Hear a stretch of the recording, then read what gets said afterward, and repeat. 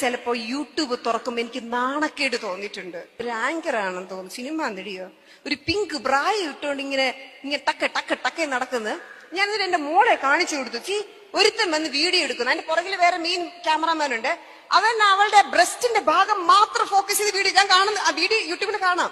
എടുത്ത് വീഡിയോ ചെയ്യാ, വീഡിയോ എടുത്തോണ്ടിരിക്കുക. എന്നിട്ട് അവര് പറയും മൈ ബോഡി മൈ റൂൾ, എനിക്കിഷ്ടമുള്ള ഞാൻ നടക്കൂന്ന്. പക്ഷെ അവരാ വീഡിയോ കൊണ്ടുപോയിട്ട് ഇവര് രാത്രിയിൽ ഒറ്റയ്ക്ക് കഥ അടിച്ച് ഇത് വീഡിയോ കണ്ടുകൊണ്ടേ പല കാര്യങ്ങളും ചെയ്തുകൊണ്ടേയിരിക്കും. നമ്മുടെ ശരീരം ഒരുത്തിന് മാസ്റ്റർബേറ്റ് ചെയ്യാനുള്ള ശരീരമാക്കി കൊടുക്കരുത്.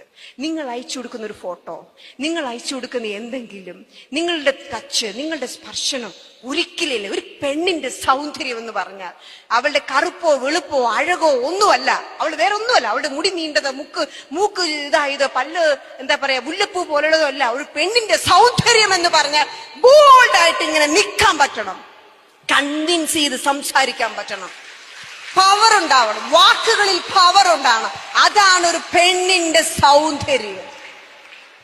ഞാൻ ചോദിക്കട്ടെ മക്കളെ, ഇന്ദിരാഗാന്ധിനെയോ മദർ തെരേസിനെ കണ്ട് ഇവർക്ക് ആ ഫീല് വരുവോ? ഇല്ല. യെസ്, വരില്ല.